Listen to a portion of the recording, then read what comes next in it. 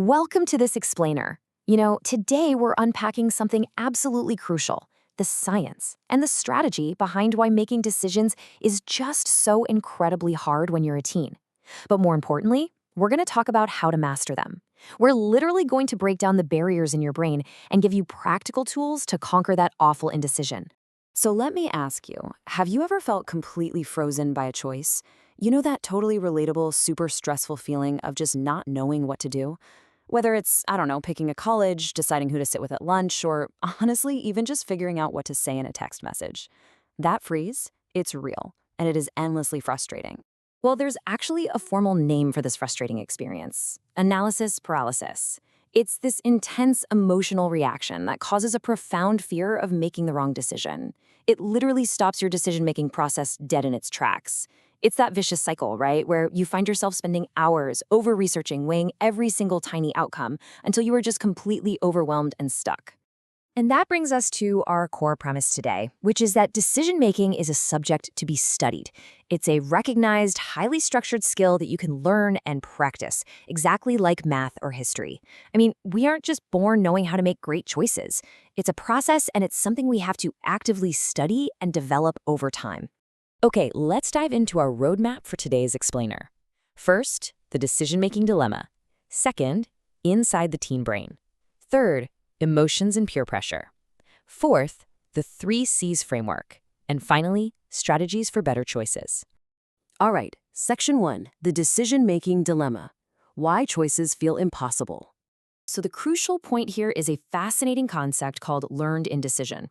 Look, because teens simply haven't lived as long as adults, they just lack that deep well of past experiences. They haven't made hundreds of mistakes yet to learn from. And because of this lack of life experience, the fear of judgment or the idea of being seen as a failure is massively magnified. Actually, if you've grown up with overprotective parents or in environments where mistakes just weren't allowed, you might have literally learned to fear making choices altogether. Moving on to Section 2, inside the teen brain. Under construction. Now, let's take a look at the prefrontal cortex. This specific brain region controls reasoning, emotional regulation, and risk assessment, which, if you think about it, are the exact cognitive tools you need to make good choices. But here's the catch. The science tells us this exact region isn't fully mature until adulthood. So you are quite literally trying to process complex choices with hardware that is still getting upgraded. And honestly, it gets even tougher because stress impairs memory and learning, which makes choices even harder. The everyday stress of being a teen, academic pressure, social dynamics, that physically impacts the areas of your brain needed for recalling information. So when your brain is stressed out, it essentially blocks your ability to access the memories and learned lessons you desperately need to weigh your options. That really compounds that awful feeling of being totally stuck. Let's jump to Section 3, emotions and peer pressure. The high school environment. Look at how your feelings directly impact your options. On one hand, positive emotions foster cooperative behavior and creative problem solving. But on the flip side, negative emotions lead to conservative, risk-averse choices, or sometimes even impulsive anger.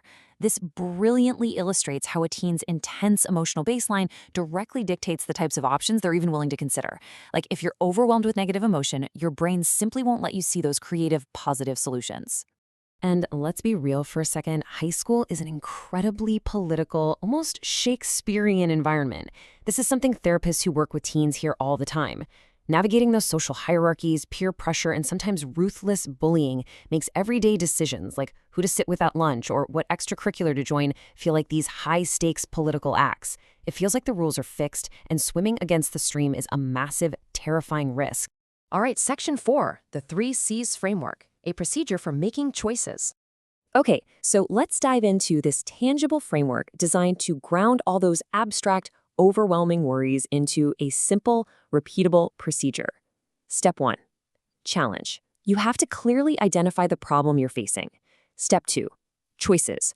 Brainstorm your options, and don't just settle for do it or don't do it. Actively search for a creative third or fourth option.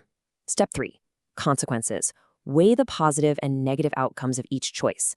This framework brilliantly breaks down that stressful decision-making process into an easy, memorable visual. Challenge, choices, consequences.